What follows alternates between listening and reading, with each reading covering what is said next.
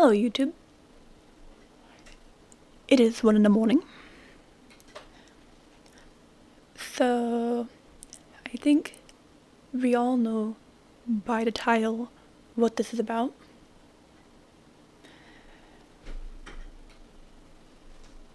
I was kind of just chatting and then decided, you know what, I'm gonna stream about this because this needs to be something that needs to be talked about a bit more. And I know everyone's talking about it right now, but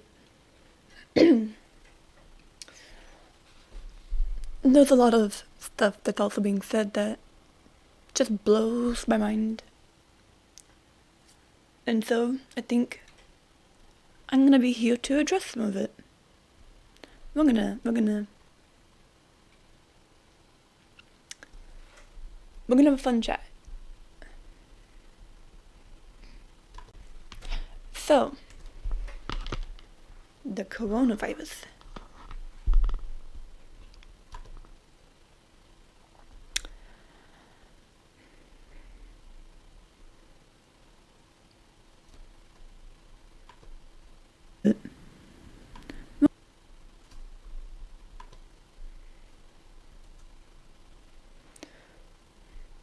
Me.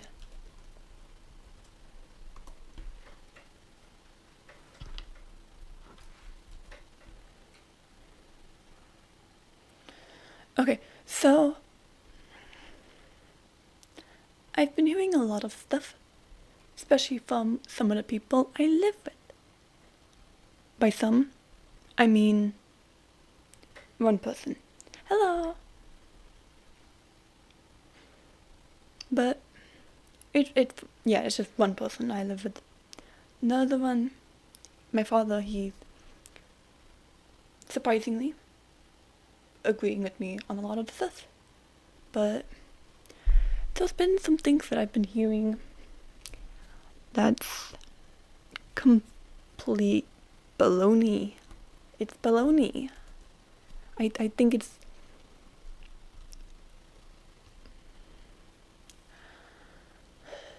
What should we start with first? This isn't gonna be a long stream. I don't want it to be. It's like 1 a.m. like I said, so. But the coronavirus has been affecting America pretty hard. I don't have the exact numbers, but last I looked, our death count was 65,000. Oh, that's not a lot. The flu kills like that much every single year. It doesn't matter. That's 65,000 families that have been... Maybe less, because maybe there's multiple people in one family, which is even worse. That's 65,000 deaths that we could have prevented had we taken more seriousness in these measures. Don't look at it as a statistic. We have turned those people into statistics. That's not what they are. If I died, or if anyone I know died due to the virus, that would hurt. And there's probably a good chance it could have been prevented had people tried to follow guidelines. But because they weren't following guidelines, that death happened, and now people are being hurt, families are being affected by this. Maybe a mom dies, and now there are children who don't have a mother anymore. They're sent into foster care or to live with maybe not so great family. It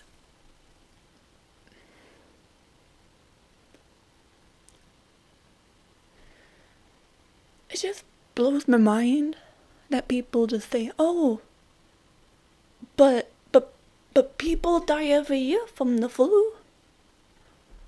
People die every year from traffic accidents and a TV falling on them.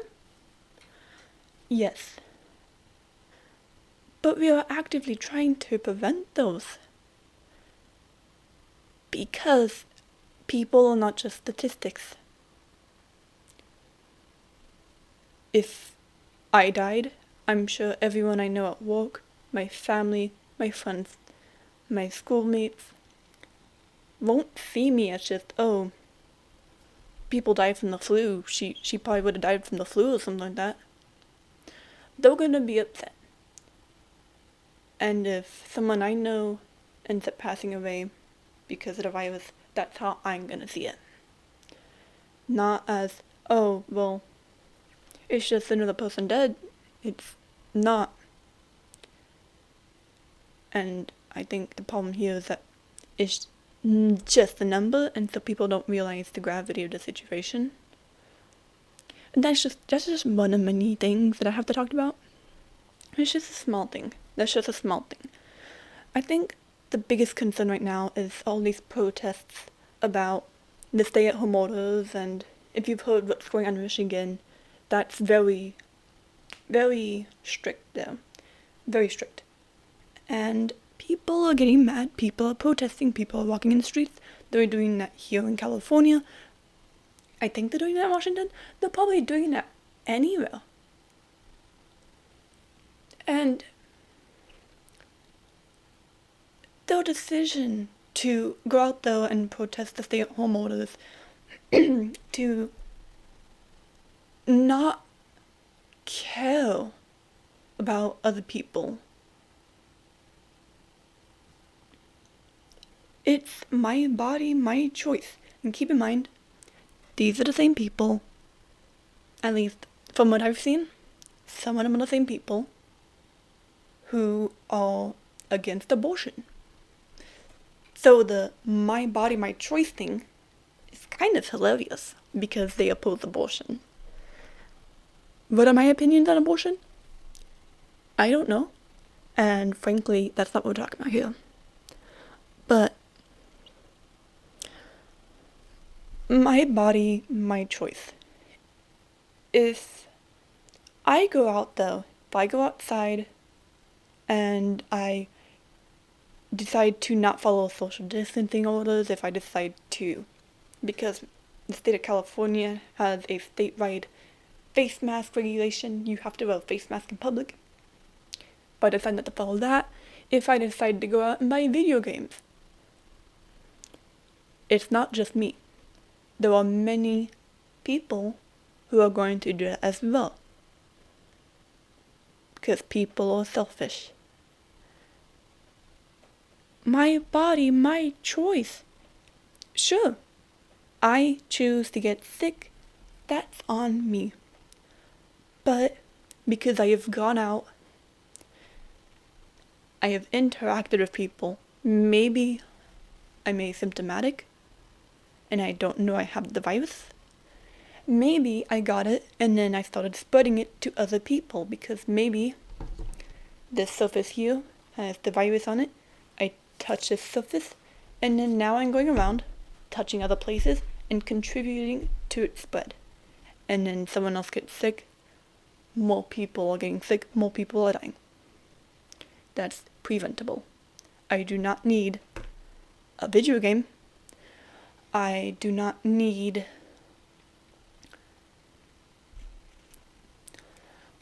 I think we can use common sense here. What do people need? Is that objective? Yes, but I think we all know what we need and what we want. I want a video game. I don't need a video game.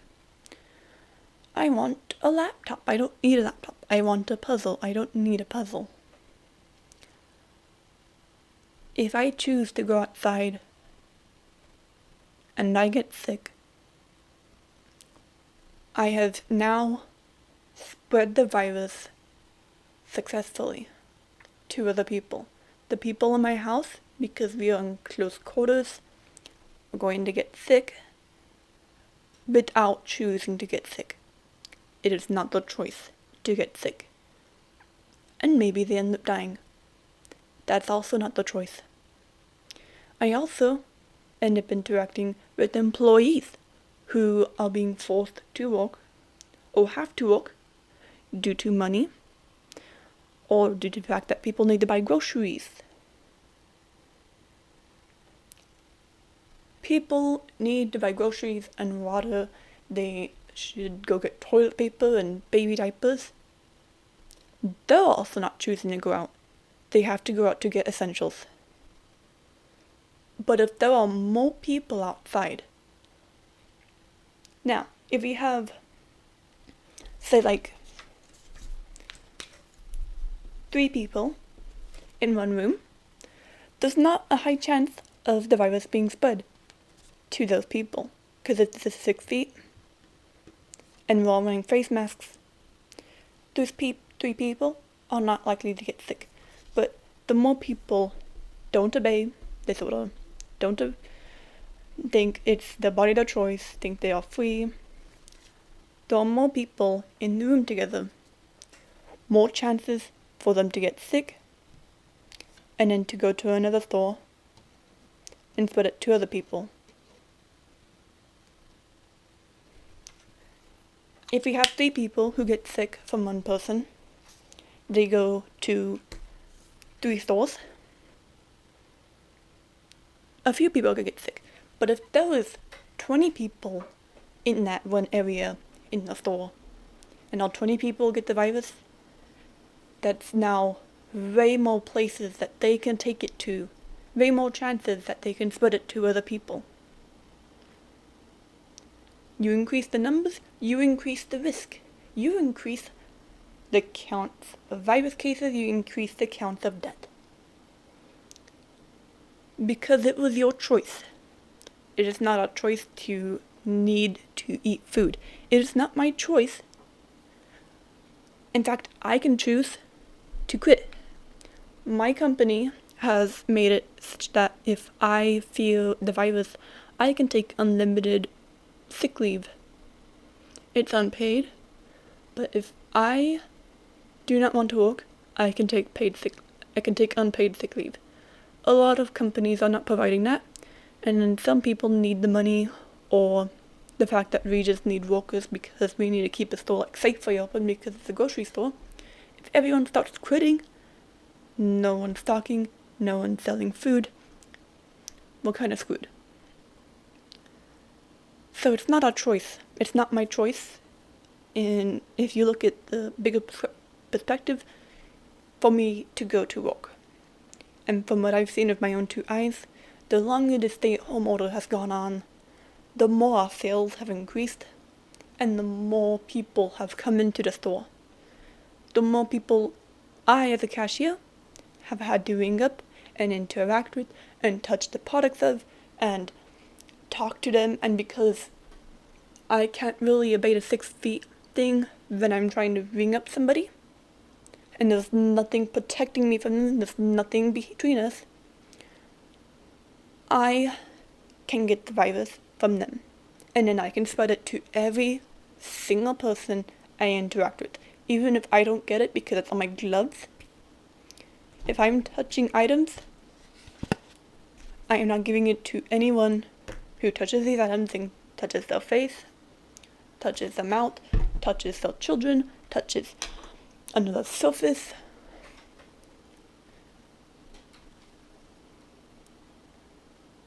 And then possibly giving it to myself as well, and then getting myself sick, getting my coworkers sick, getting my family sick.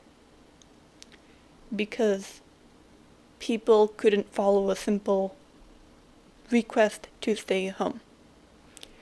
You do not need to buy craft supplies unless you are sewing masks. In that case, feel free, because I think that, at least at the moment, can be considered essential. But if you are coming out here to buy yarn to make a pom-pom, or to come over here to buy flower pots, unless you live on gardening, if you're just coming out here to plant flowers, that isn't essential. and you're just making it worse for everyone else. You're increasing the risk that other people get sick, and it's not your body, your choice, because it's not just your body. It's not just you are affecting. You are affecting your family. You are affecting the people around you. You are affecting the employees you interact with. You are affecting the customers at the stores you go to, or the people you see at the park who are also not following those orders, or at the beach. You are affecting not just yourself. It is not your body, your choice, because it's not your body. I think we just need to see that and stop seeing this as, oh, well, it's like not that many people are dying. I think we're fine. No. No. No. And in fact, there's probably way more people out there who are not getting tested, who are not being identified, who are dying and people are not knowing. There are people who are asymptomatic and don't know they're sick, who are spreading it to other people who can get sick, who can get respiratory issues, who can die. And the more people that are out there interacting with everyone else, the higher chance that someone you know can get sick and someone you know can end up dying a preventable death. And if you just think, oh, well, and this is real fun, and I've actually gotten this info from watching a real doctor and many other people talking about this. Yes, I am talking about the antibody tests that people are praising like it's God and Jesus. Antibody tests are used to determine if there is antibodies in someone's system for a certain virus. If you get tested for the H1N1 flu, and there were antibodies in your system, we have the data to determine how many antibodies you have. We have good tests that don't give you a false positive rate that's super high. And we also have the data that determines how long your immunity lasts and how many antibodies you need in your system to actually be immune. We have that info. Because the novel coronavirus, COVID-19, is a new virus, we do not have that info. In fact, as it stands, if this information is correct at this moment, at 1:29 a.m. on May 7th, 2020, from what I understand and from what I've researched, we have not a single test that has been approved by the FDA. The FDA has just said, hell with it. People can go and get tested for antibodies. And currently the antibody tests are just testing if you have an antibody in your system. Many of them have false positive rates of 50%. So 50% of the people who get a positive actually have antibodies. The other 50 do not. It's a false positive. And many of the tests are like that. From what I remember, 10 of the tests have had some kind of approval. Not actual medical use approval, but just approval that they're not gonna, say, kill you. Now, from what I understand, these tests do not determine how many antibodies you have in your system, or they can, but we don't have the info right now to determine how many antibodies truly makes you immune. We know that a certain amount of antibodies will make you immune from the H1N1 flu or any other flu, but we don't know how many antibodies you need to be immune from the coronavirus. And if you have this many antibodies, and this is the... No. That's not good. All immune. And then also, we don't know how long the immunity lasts. You get a flu shot every year.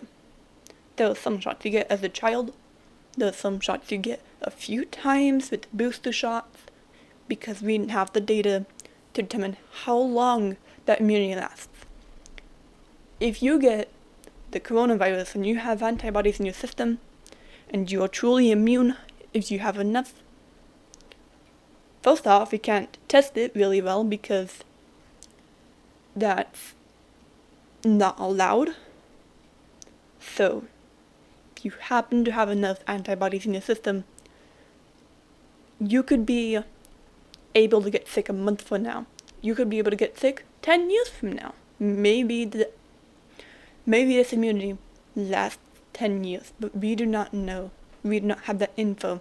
So everyone who is praising these antibody tests like Jesus and just saying, just get a test and then we'll know who can send it back into the workforce. We don't have the info at this moment to determine who's truly immune and who can go back into the workforce. We don't have a test. Very few tests have very low false positive rates. And even then, we don't know how many antibodies you need. We don't know how long your immunity will last. It could last a month. It could last a year.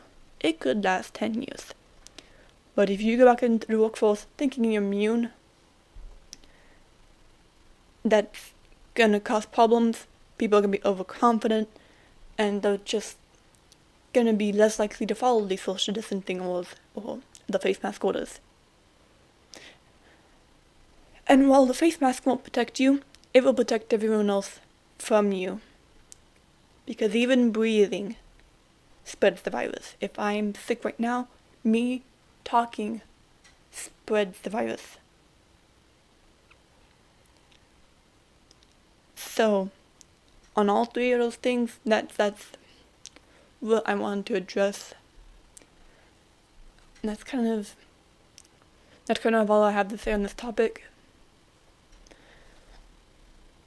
I just think, and everyone's been saying this, but please stay home, stay safe, and keep everyone else around you safe, because it's not just you.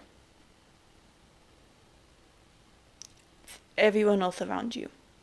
Oh, people keep talking about going back to normal, but there isn't going to be a normal again. We're going to have policies in place to guard against something like, I'm assuming like this, going forward. True. And I also think that people who think we should go back to normal now, if a lot more people go back out into the public, then there's a lot more people for it to spread to. There's a lot more hosts. There's a higher chance that people will get sick.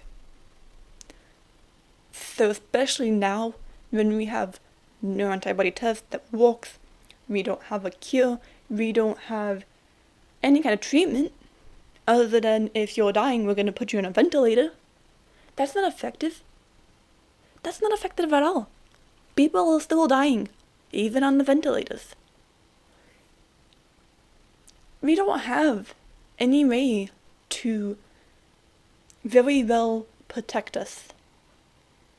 So if we go back to normal now, while there's no cure, there's no antibody testing going on, not any good, at least, antibody tests going on, and people are just blatantly not following orders already, then if my workplace, which has about half of the sales we used to be making, if we go back up to normal volume, that's a lot more people that I am now interacting with, that people at Ross or Target or Safeway, at any of those places. That's a lot more people that people are interacting with, and that people are going to be up close to. and therefore it's going to spread easier and we're going to see another spike. Even if the curve is truly flattening, if we open everything up again, that curve's just going to go back up. Because basic science is that if there is a host, there's a highly likely chance that it can spread to those hosts, especially when we don't have enough testing going on to even determine who has the virus. We don't know if people are asymptomatic because we can't even test people who are asymptomatic because we are not allowed to. There's so few tests, we can't even test everyone who is symptomatic. So for all the people out there who are asymptomatic, no one knows. No one at all will know. So should we go back to normal right now?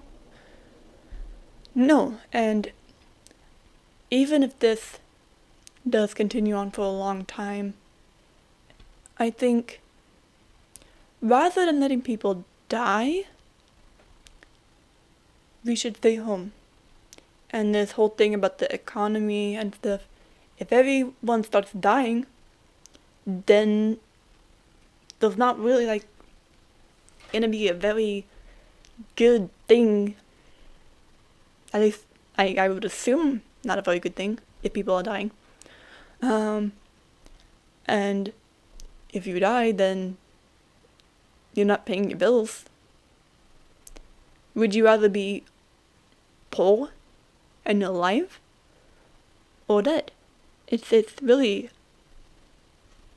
and even if you don't die, even if you're perfectly healthy and you get the virus and you're asymptomatic and everything, the more people who are infected, the higher chance it has to mutate. Keep that in mind. If one person in a place gets sick, there's a pretty low chance of it mutating, but the more times the virus replicates, the higher chance the DNA can mutate. There can be a worse version of the virus, but maybe the virus gets stronger. Maybe it does start to kill off the young and healthy. The more people who will get sick, the more chance it has to mutate. Now, Plague Incorporated is just a game. But if you look at the ways you can mutate the viruses, those can happen in real life. Yes, why am I talking about a game? But if you look at it, if you have a bunch of people who are sick, millions of people who get sick, it's one being spread to more people, and if it mutates, it can become more infectious, become more resilient to hotter or colder temperatures, or to different climates, or to different bodies. And it can mutate to become more lethal.